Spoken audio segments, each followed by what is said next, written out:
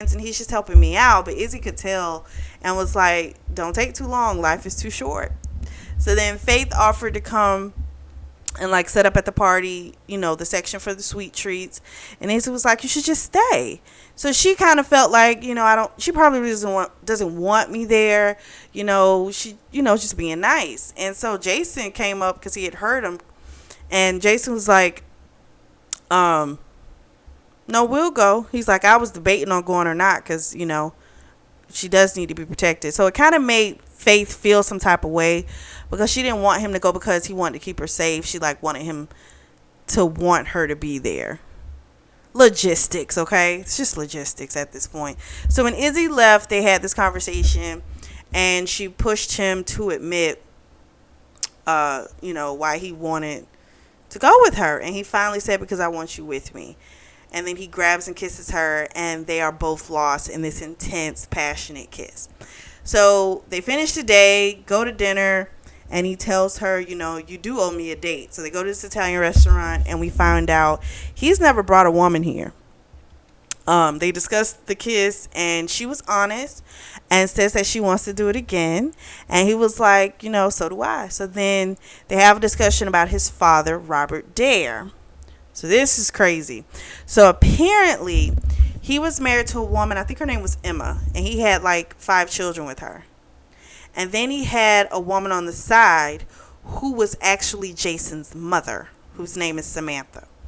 So he apparently really loved Samantha, Jason's mom, because he was like to all of their events, he was there. Their life events, he has been to all of them, their games, everything. But when it came to his other kids from his actual wife, it's like he didn't show up for them at all. Because I guess to him, in his brain, he felt he didn't really want her. It was more so like a marriage of, I don't even want to say convenience. Not arranged, but kind of arranged. It was one of those type of situations. So I guess he kind of made sure he didn't connect with his children, which is like, okay, but that's kind of what happened. So at first, they didn't know, Emma thought, oh, he's just out of town on business. And then vice versa, Samantha thinks, oh, he's out on business. Well, when Sienna got sick, they tested the siblings, of course, that Robert and Samantha had. None of them were a match. So then, because out of desperation, it was like, I'm trying to save my child, he told the wife about this other family, the child being sick.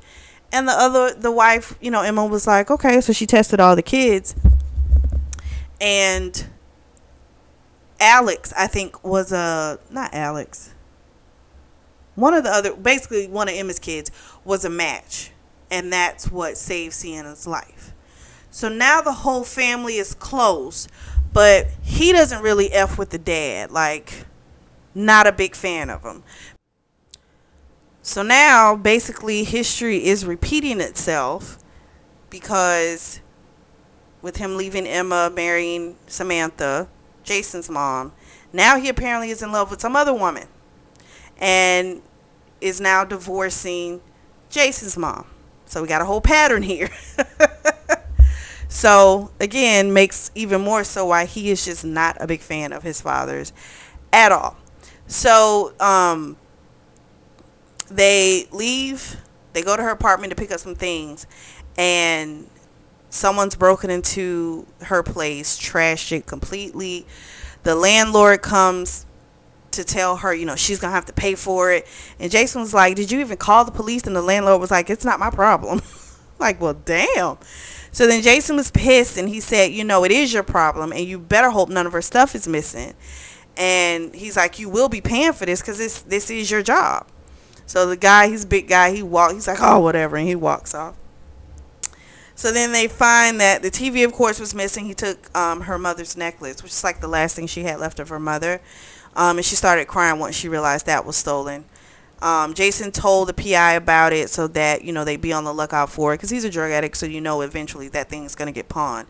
So a week goes by and then after work they go to the club And Landon, because Landon had called earlier about Jason, coming by.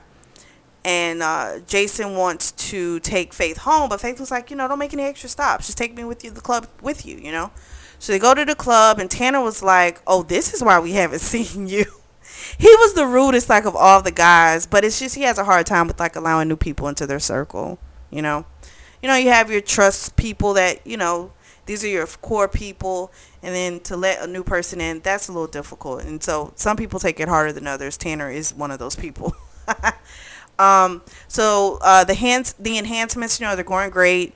Everything's been done except for getting like a live artist. So him and Faith,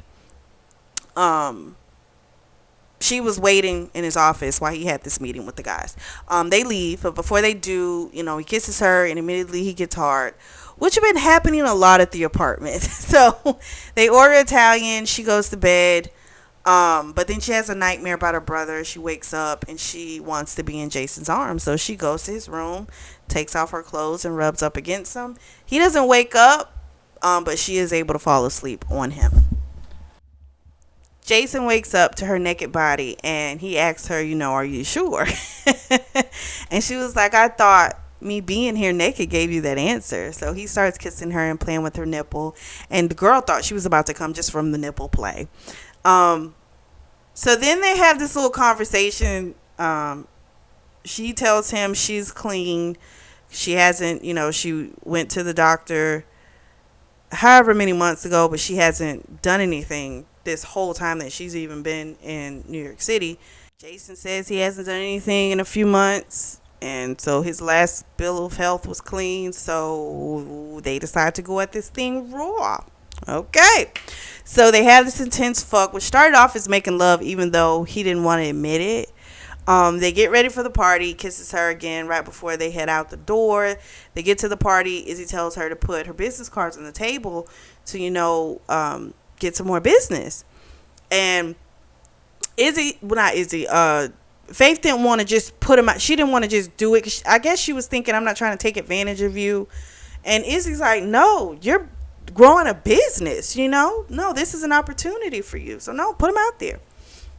And she was like, okay, I just didn't want to overstep, she's nervous about everything. So then while they are there, Jason like kind of sees her watching the children, and he asked her like if she wants kids, and she was like, not right now with everything that I got going on, but someday. So then she turns to him and she asks him the question, and he's like, I have too many people to worry about. Children would just be too much. So then he takes her to his college, which is about 30 minutes away, and tells her the story of how Levi died. So Levi wanted to join a fraternity. The other guys didn't want to, but they went anyways in support of him. They start off like taking shots, pretty simple. Then it goes to vodka, 100% proof. So the other guys didn't do it, but Levi did, like with the heavier drinking. So then they put a backpack on him. This is the head guys of the fraternity. Put a backpack on him, filled it with weights, made him run up some steps. He tripped, fell back, cracked his head, dead. Okay? So they didn't have any cell phones because the frat guys took their cell phones, before they could come into the party, and they had removed all the landlines prior to the party. So they weren't supposed to be hazing. So this was all illegal. They weren't supposed to be doing this. So these people were just evil because they literally looked at him, and I think they didn't think he was dead. I think they thought he was just passed out or something, but the dude was dead. So they tried to make the other guys, the other three of them, do the same shit. And they were like, hell no. They all picked up Levi and they took him to the university hospital. He was dead on arrival. So after that story, Faith told him, that she didn't expect anything from him, and that once her brother was caught, she was perfectly fine, like going back to her ordinary independent life. She understood, They get back to the apartment, and then like after such a heavy emotional story, he needed to be completely distracted. He needed a release. Okay. So he tells Faith, so Faith starts undressing him, and she gets on her knees and she sucks him Sucks him until he comes. And he was like, I wanted to come inside you. And she was like, you did. I was like, ooh. So then he laid her down, ate her pussy, and he fucked her hard. And that was a fun scene to read, by the way. It was a great scene to read. So afterwards, while they're laying in bed, she asked him about the picture of the woman and the little boy that's on his desk. And he told her that the woman's name was Amber and that the child was Levi's son. He had known that she was pregnant when he died. So they did what they could for her while they were in college, but they were students, so they didn't have much. But once the business started doing well, they helped her out massively financially. They don't get to see Levi Jr. a lot because she moved away, but they are still very close, still very much in his life. So the next morning, he gets up before Faith, and while he's in the kitchen, there's a knock on the door, and it's his mother, Savannah Dare. She lives in Florida, and she has run to New York City because the father has decided that he doesn't want to get a divorce. He wants her back. So then Faith comes out. She's in Jason's t-shirt, and she's so embarrassed. Her face is like beet red. And his mother was just as shocked that he had a woman there because he doesn't do serious. So at first, the mother was going to go to the hotel room, but both Faith and Jason were like, no, you're staying here. So they go to dinner later on. And the mother just kind of really talks of, she, at this point, he had told her about the situation with Faith, and her brother. She felt comfortable. She was honest about, she's like, you know what? I can't be shocked that he did this to me. Look at what happened between, me and him when he was married to Emma. She said, sure, I didn't know in the beginning, but when I did find out, I didn't leave. I stayed. And I was wrong for that. And so she's like, I'm tired of not feeling good about myself. And making that statement, that definitely means, that's not somewhere you need to be. So as hard as it was for Jason to hear his mother talk about herself that way, he was happy that she was starting to, get some, realizations about what her life really was. You know what I mean? So he calls Alex to tell him that, their mother's with him and, just to give him a heads up, father's probably going to become snooping around soon. So just be on the lookout. So he calls his half sister, Avery, whose husband is Gray, the musician, and asks him, if he could perform at the club. And he's like, I don't really do performances anymore. I just really write and produce. He's like, but I will make some calls for you. So he also tells him, Avery's pregnant. We haven't told anyone yet, kind of keep it a secret. So, of course, Jason is thinking to himself, oh, shoot, more people he's got to watch over. And so he wants to try and put some distance as he feels Faith, he feels Faith just seeping into his heart. He feels it. So he's like, I need to put some distance. The next morning, he calls Jack Renault, and he was going to have him take Faith to work and stay with her all day. So he dropped this information on her while she was drinking her coffee. And so she paused and was like, okay, I'll go finish getting ready. So his mother was like, why did you just do that to her?